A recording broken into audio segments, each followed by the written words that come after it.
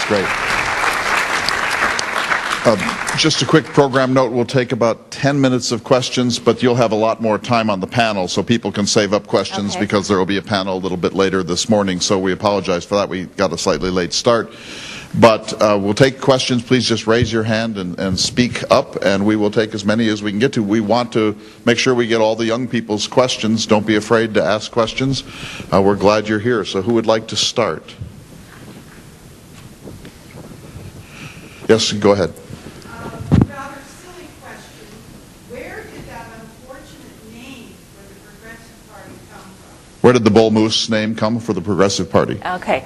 The Bull Moose title comes from a TR saying, "I feel as fit as a bull moose."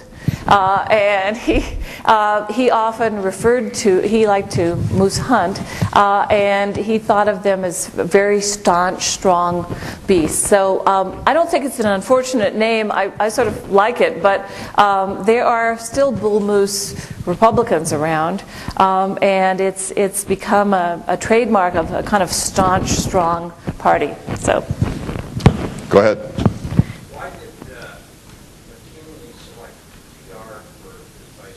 Yeah, you said that TR was a problematic figure in the Republican Party. Why did McKinley select him as his vice presidential running mate? Great question. Theodore Roosevelt was known as a New York reformer. He brought New York State, the bosses of New York wanted him to get out of New York State, so they worked on this nomination. So there's a way in which McKinley took care of New York's bosses' problem for them. But it's also, TR turned out, TR was, had a little bit of William Jennings Bryan envy, which is William Jennings Bryan, we'll hear later, was the great orator of the 19th century and the early 20th century, and he would get on these trains, and when he was running for president in 1896 and 1900 and 1908, he was always running for president. William Jennings Bryan could give a dramatic speech, and farmers would be crying, and people would be really understanding his issues, and they loved him. TR wanted to be as good a stump speaker as William Jennings Bryan. He wasn't quite. So he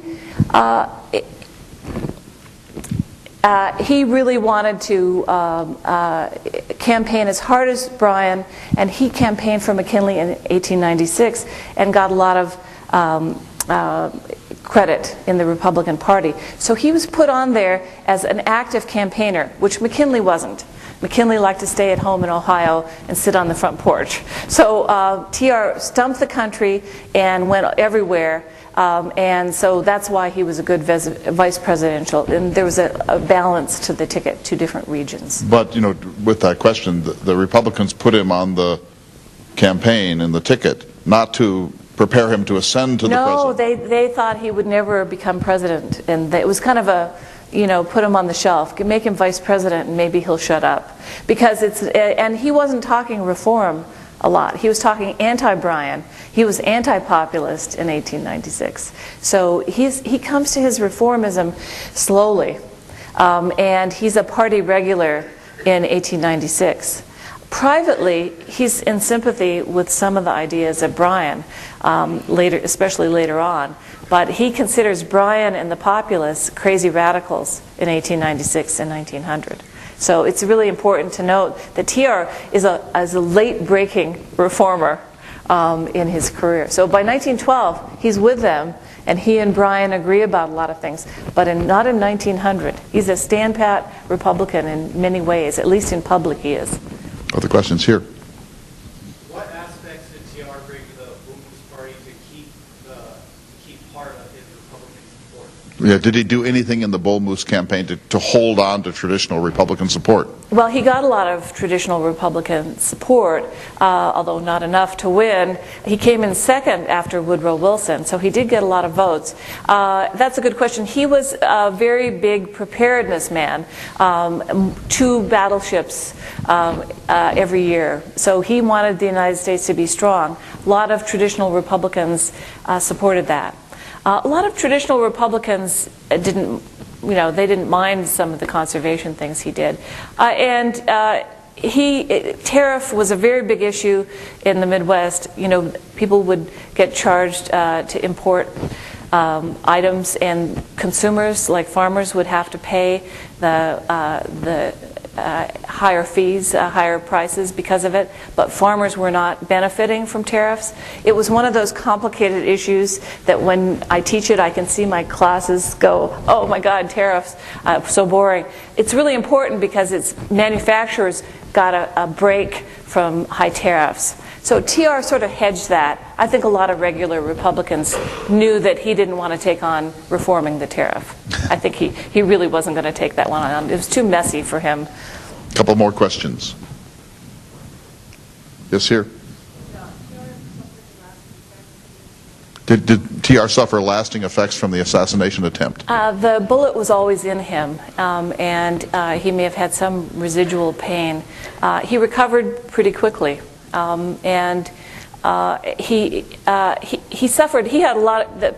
Some other time I could talk about TR as a physical specimen, which is that he exercised a lot, but he also was really rough on himself. He broke several bones. He had, when he was a Rough Rider in Cuba in the Spanish-American War, he got malarial fever. He hurt himself when he was exploring Brazil. He injured his leg. He had all kinds of medical problems. So the bullet in his chest was the least of it. A badge of honor. A badge of honor.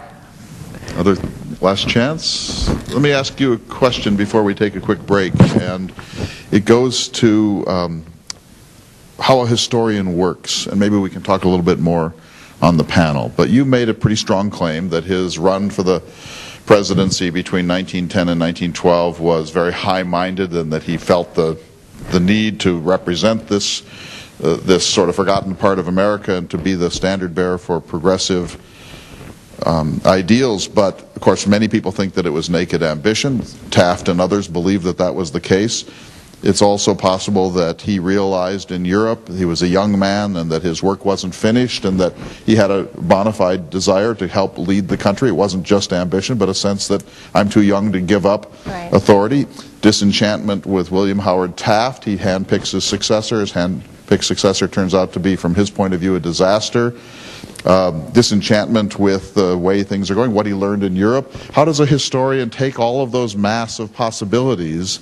You're writing a book, you have to, in some sense, take a stand or put forward a thesis about how to explain that moment. How does a historian sort these things? Well, I think what historians do is you line up all the primary documents. This is just like writing a term paper. You line up all the primary documents, and then you see how views change over time. Sometimes people speak their heart to their closest friends.